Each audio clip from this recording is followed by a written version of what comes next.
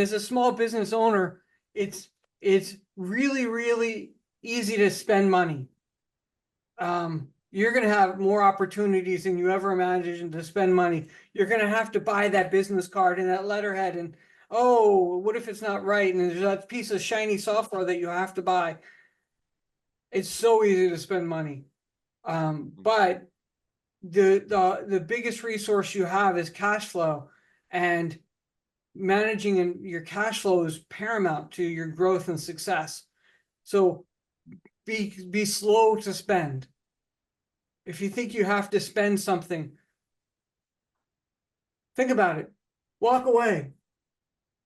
Come back. Walk away again. Be really slow. See what you can do without it.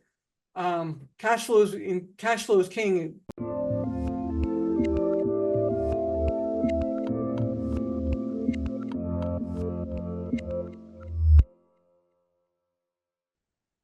Hey everyone, this is Devin Miller here with another episode of The Inventive Journey. I'm your host, Devin Miller, the serial entrepreneur that's grown several startups and 7- and 8-figure businesses, as well as the founder and CEO of Miller IP Law, where he helps startups and small businesses with their patents and trademarks. If you ever need help with yours, just go to strategymeeting.com, grab some time with us to chat, and we're always here to help. Now, today we've got another great guest on the podcast, Neal Sereboff. And Neal started out his journey, went to the University of Maryland, got a couple different engineering degrees, and became a computer programmer. And then went to the working world. And after the dot-com bubble burst, went into telecom. And then his first company he helped founded went under. And then a couple other companies that he eventually joined went out of business as well. So moved out of that and moved over to insurance and started helping businesses to reduce their cash demands and to help them to grow their businesses, and been doing that ever since. So with that much as an introduction, welcome on the podcast, Neal. Thank you very much. Thank you, Devin. Absolutely. So I just gave a quick intro to and a quick overview to a much longer journey. So why don't we rewind and unpack that a little bit? And Sure. tell us a little bit about how your journey got started going off to the University of Maryland. Well, I grew up in Maryland, and I thought that an engineering path I graduated college in 93, and I thought the engineering path was a good one to guarantee me a solid career and a future. And so I was almost ready to graduate with a degree in mechanical engineering in late 91, 92, early 92. And suddenly there was this recession that was coming, Bush 1 recession. And I said, oh, maybe I should stay in college a little longer. You might have heard that from others. And I'll get another degree in engineering. And so I got a second degree in agriculture engineering, thinking that there might be something by 93 to help me get a job as an engineer. But I was unable to find a job as an engineer. No one was hiring, or at least I couldn't find anybody hiring. This was early stages of the internet. I had been working with Unix, but Linux was brand new. So early stage stuff, we're talking HPUX, DJUX. So everybody that had their own computer had their own flavor of Unix. And so it was hard to find a job. You went to the library and looked at books and you called companies. I couldn't find a job. So I went back to what I was doing in college and high school, and I became a computer programmer. And then Now, just one quick thing, just to jump in. When you say, I mean, so you studying college or studied a bit longer as you're kind of waiting for the world to come back in order, or for the job market to settle down a bit. Now, yeah, when you did finally come out, it sounds like it was still maybe a bit of a tough market. So definitely. how long did you kind of look, or continue to try and find a career within the initial field that you'd studied in before making that shift? About 6 months. So, so the last semester of college plus a few months after that. And then by the time I had graduated and was starting being a computer programmer, I had given up on being a engineer. The studies that I had done previously was kind of like, okay, now I can't do this. And it was, I mean, I needed to earn money. I needed to get a job and start paying bills, doing other things. As So now, so you say, okay, hey, one is, the job market still hasn't necessarily settled. I Looked for have, several months and not finding the traction. So you shifted gears a little bit. Now, how yeah. did you kind of decide where you or which direction you were going to shift gears, or kind of where you were going to settle into next? As you're, certainly understanding the demands of, hey, got to support yourself, got to have an income, got to be able to make money to live life, so to speak. Kind of how did you decide which area you're going to focus on? Yeah, I was just, I had gotten, you get a job in high school. I was a COBOL programmer. I self-taught. COBOL is not something you like yeah, COBOL is pretty easy to learn. So I was a COBOL programmer, self-taught, and I had been developing my skills throughout high school. I had been doing a little bit on the summers in college. The same job was there throughout high school, and then he's like, "Hey, do you want a job? We're hiring." So I was a COBOL programmer, but I had been reading all along, like COBOL's a dead field. You don't want to do this anymore. Get out of COBOL. So I went to college to be something other than a COBOL programmer. Of course, graduated. That's what I was doing. Um, does that make sense? It was just kind of happenstance of high school that I had found a part-time job doing COBOL programming. Gotcha. No, that makes sense. And so, so you're doing that. And now, one of the things you mentioned, I think the one of the first companies that you founded or helped found, was that part, or how long was that once you were out in the working world, or kind of was that right off the shoot, or kind of walk us through No, a little bit? I was a programmer for a bunch of years, and I was there until, gosh, I don't know, 96 or so. And then we founded the telecom company, and I was kind of the back office guy that was trying to run the technology. So it was still, here's a telecom switch, make it work. Um, and we were doing callback and phone cards.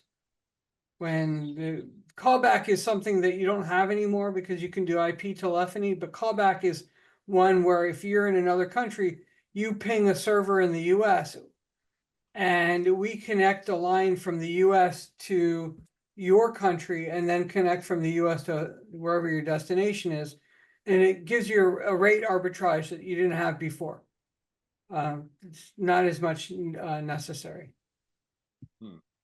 So now you started out on that, doing that business, or that company. Now, if I remember when we chatted, prior to the podcast, you indicated, hey, that didn't work out, or It it, didn't. it went under, otherwise, wasn't necessarily successful. But kind of walk us through kind of how long did you try it? How long is it in business? Kind of how did you decide to cut bait or to no longer pursue it, or kind of walk through a bit of that?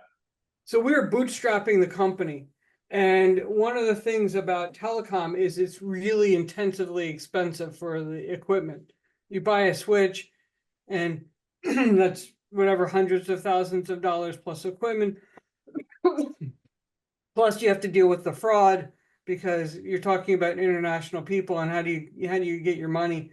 Um, So it's really intensively capitally intensive, intensely, as I repeat myself. And so we ran out of cash.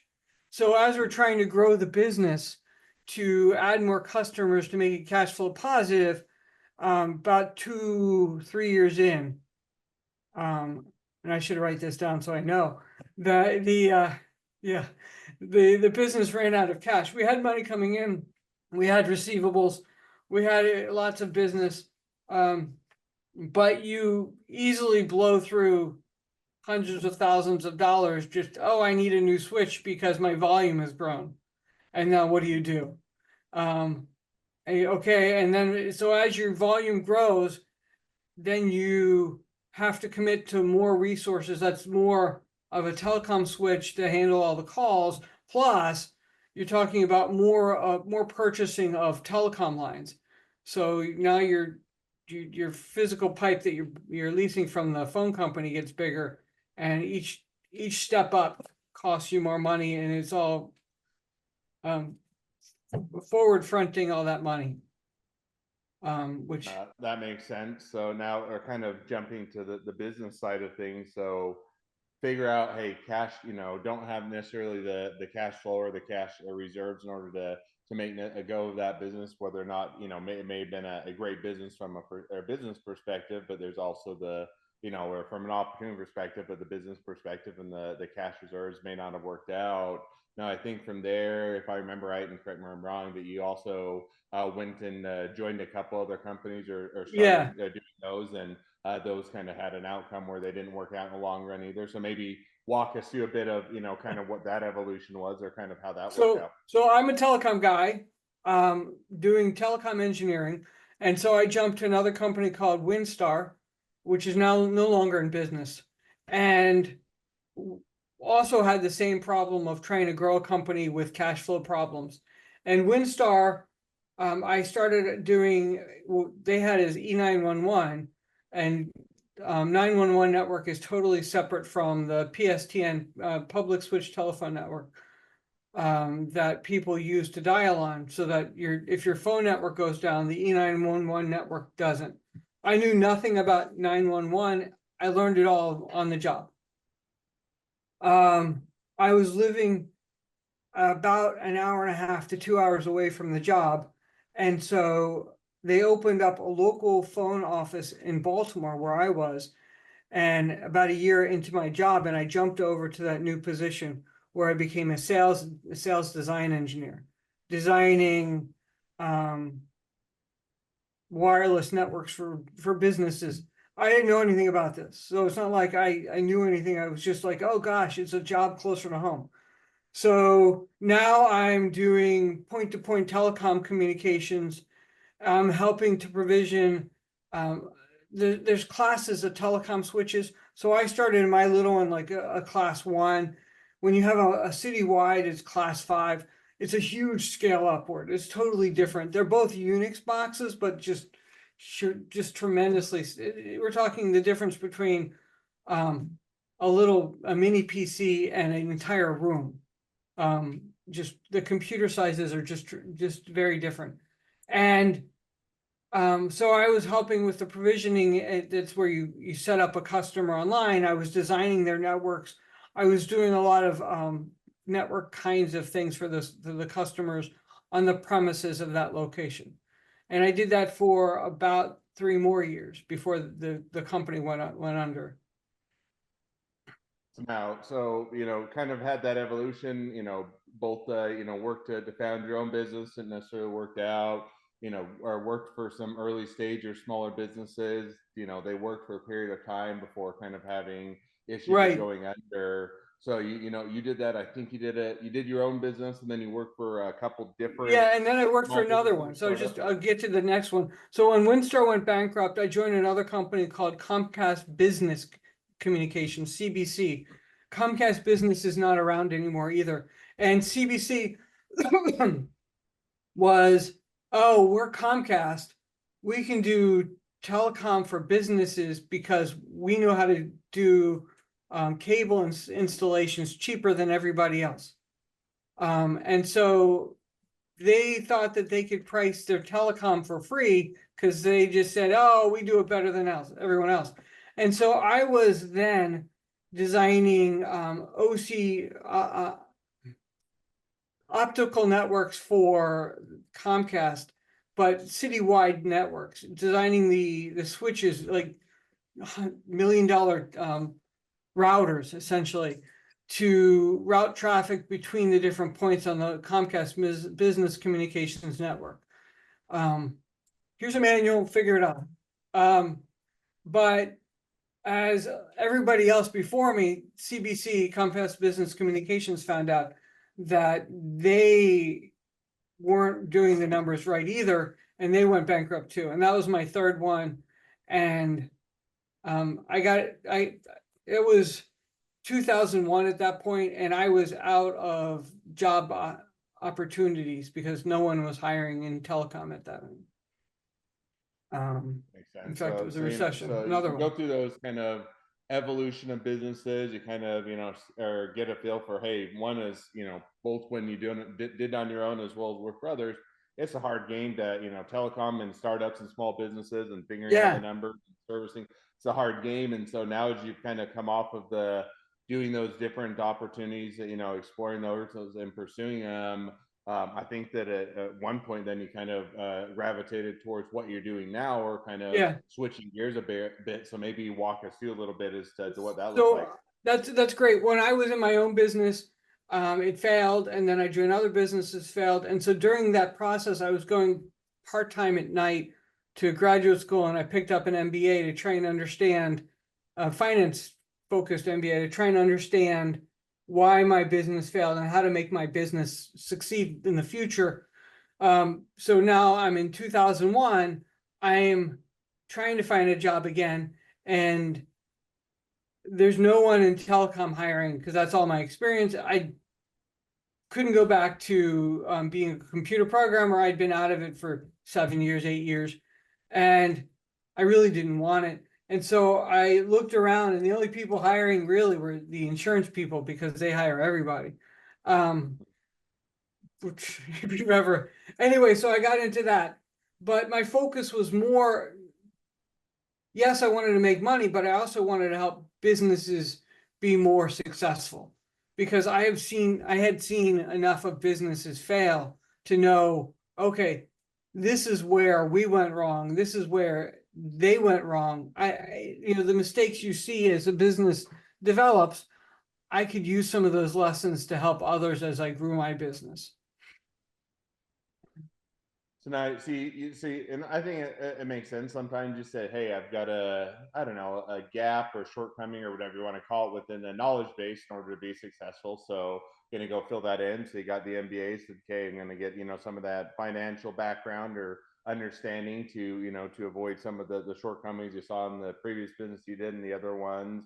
So you come out and do that. You switch over to the insurance industry. Now, how long ago was that when you kind of started out with the business in the insurance industry?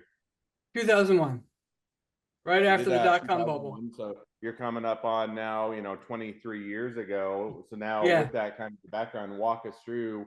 And one is, it seems like insurance is a bit of a switching in gears as far as focus and, kind of the industry and that, and as well as, background and experience. So how did that shift go, and kind of walk through how you got that business going and the evolution to today? So 2001 was a tough year for me. Um, I was effectively, I had gotten laid off from my job. My marriage had just failed, and personal bankruptcy. So it was not an easy year for me. If you can imagine waking up and everything you thought you had was gone. So um, I ended up pulling myself out of the hole and moving forward. Now, I have to say that it wasn't easy struggles along the way, partly because at some point the Patient Protection and Affordable Care Act came through, um, like 14 years ago, and that decimated my group insurance business. Mm. Um, if you can imagine, like, here we go again, right? So I switched over to individual insurance, doing life insurance for individuals, but have gotten back. So the market opened up in it recently, last 2 years. Gotcha. So, it sounds like, starting the business during a difficult maybe time during the personal life of bankruptcy and, going through the divorce and having to grapple with a lot of those things. And then, to add Yeah, on top of that, figuring out and starting out a new business sounds like a lot to take on. And so, to find the footing as well as the insurance industry initially got hit hard. Now it sounds like, and putting words in your mouth, but certainly correct them where I'm wrong, you stuck with it. You made it go of the business, and I so did.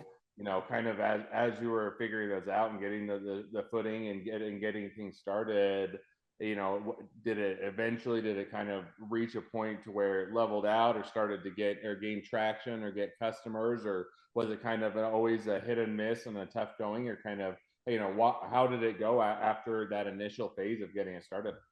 So my background is really hardcore engineering and hardcore science. Like I'm not the most type A personality salesman. My background is figuring out how to make something work and doing it.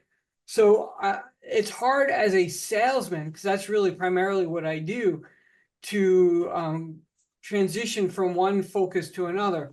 And I am successful because, hey, I'm still at it. I'm doing it. I live in a nice house, and I've remarried, have a kid. Everybody likes me. It's a good times. But I'm not the richest guy in the block, partly because of my honesty. Um, I don't want to just oversell to somebody, because I wouldn't want somebody to do that to me. And the combination of me trying to figure out solutions and versus just saying, oh, this is what you should do, sometimes muddles up the answer that I should give people. And then the other piece of it is me not trying to oversell people on products that they don't need. Hmm.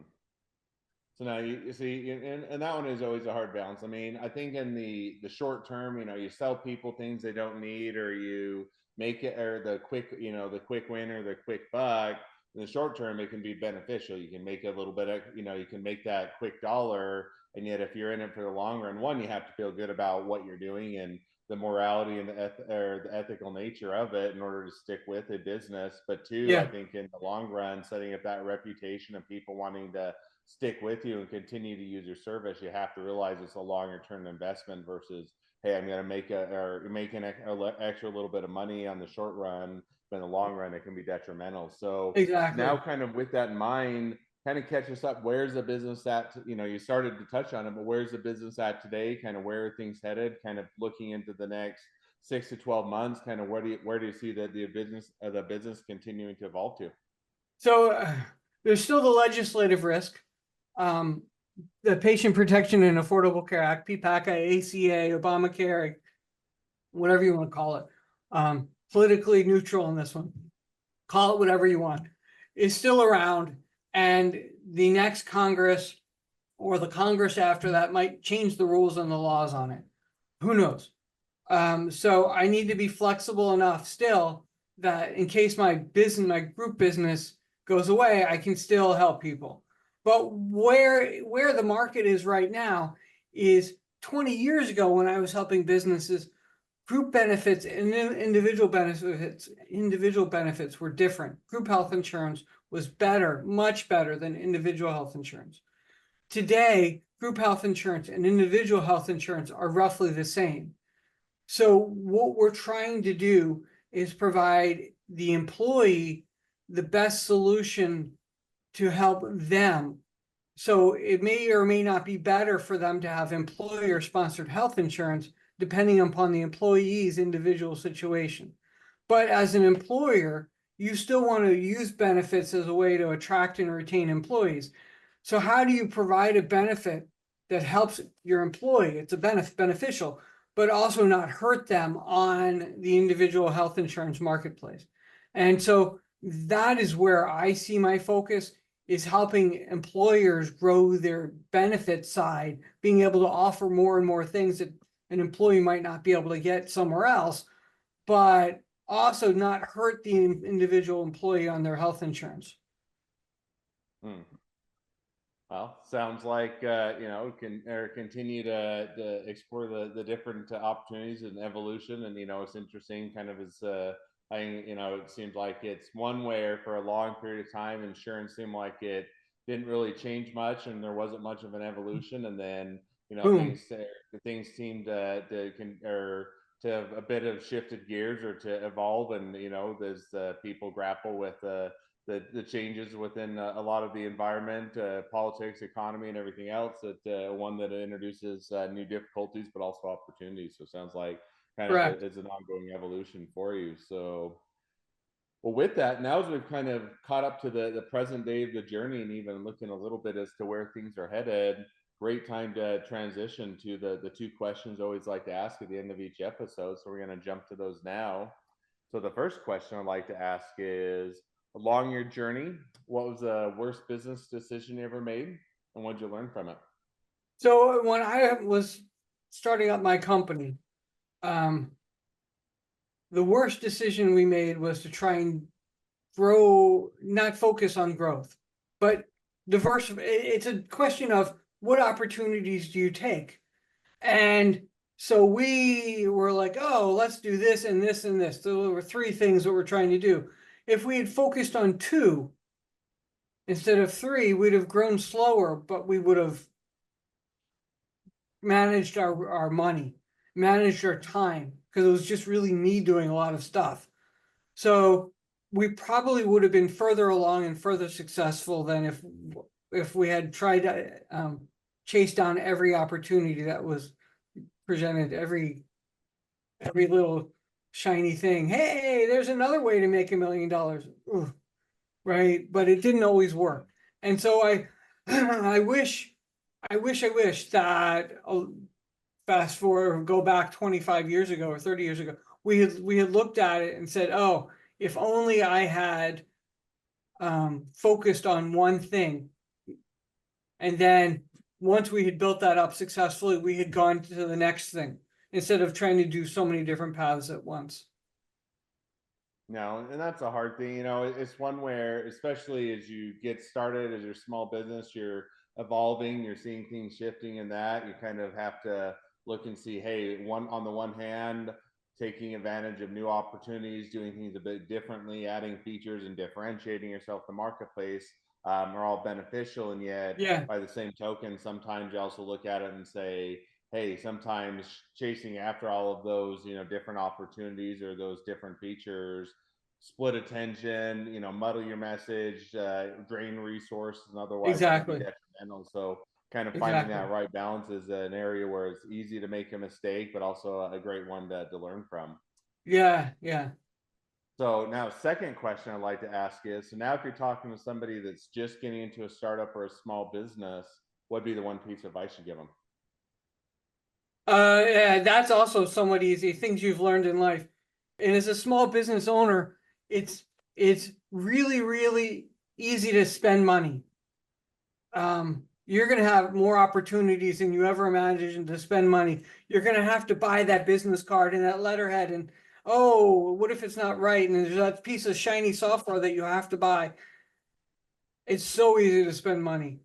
But the biggest resource you have is cash flow, and managing your cash flow is paramount to your growth and success. So be slow to spend. If you think you have to spend something, think about it. Walk away. Come back. Walk away again. Be really slow. See what you can do without it. Cash flow is king. It's sometimes really hard to make money. That's what your job is, and it's so easy to spend it. Yeah, and I think that's absolutely true. And I think that I like to walk away. My rule of thumb is if I'm making a big decision, sometimes it's whether it's as you hit on with the big some of the mistakes is making a decision, looking at a new feature, another business app path, or spending money on it. And sometimes a lot of times with the business is, hey, we're going to go out and do an ad spend, or we're going to do Google ads, or we're going to do Facebook marketing, or we're going to do X, Y, and Z Yeah, opportunity, yeah, wherever that money is. And a lot of times, I think the best thing is, as you kind of identified, slowing that down a bit. My rule of thumb is always I'll write it on a sticky note, I'll put it on my desk, I'll let it sit there for a week, I'll come back to it. And then if I'm still as excited in a week and it still looks like it's still a good opportunity, then I'll dive into it further. And most of the time, you let it sit there for a week and then you look at it and you're like, well, that's probably not necessarily a good idea or not the direction I probably want to head. And so I think that slowing that down and giving it a bit of time to giving your thoughts a bit of time to mature, letting the yes, emotion be settling down, and looking at that from an analytical perspective can oftentimes be the best way to approach things with business. So I think that's a great And piece of advice. there's always such a time pressure as a business owner that giving yourself, you know what, if this decision has to be made right now, it's probably not the right decision for you, because you need more time just to make sure that you're doing the right things. And sometimes the correct question doesn't come up immediately. You need time to like ask somebody else and get more opinions on it, so you can ensure that you're asking the right question, and then walk away from it if you have to, because it probably is a better business decision. Yep, no, I think that's definitely a great piece of advice. So, well, now as we do wrap up the episode, if people want to reach out to you, they want to be a customer, they want to be a client, they want to be a investor, they want to be your next best friend, any or all of the above, what's the best way to reach out to you, contact you, find out more? My phone number works, 904-720-4157. You can look at me on my website, lcfadvisors.com. That's Lima Charlie Foxtrot, lcfadvisors.com. I don't have a Twitter feed or anything else like that yet. There's only so many things. But you can get me from my website or my phone number. I'm pretty easily reachable. Awesome. Well, I definitely encourage people to reach out, support a great business, expand Thank their you. network, and if nothing else, make a new best friend. So, with Awesome. that, thank you again, Neal, for coming on the podcast. It's been fun. It's been a pleasure. Now, for all of you that are listeners are out there, if you have your own journey to share and you'd like to be guests on the podcast, we'd love to have you. Just go to inventiveunicorn.com, apply to be on the show. A couple more things as listeners. Make sure to click share, subscribe, leave us a review. Helps us to reach even more startups and small businesses to help them along their journey to success. And along your journey, if you ever need help with patents or trademarks or anything else with your startup or your small business, just go to strategymeeting.com, grab some time with us to chat, and we're always here to help. Well, thank you again, Neal, for coming on the podcast, and wish the next leg of your journey even better than the last. Thank you very much.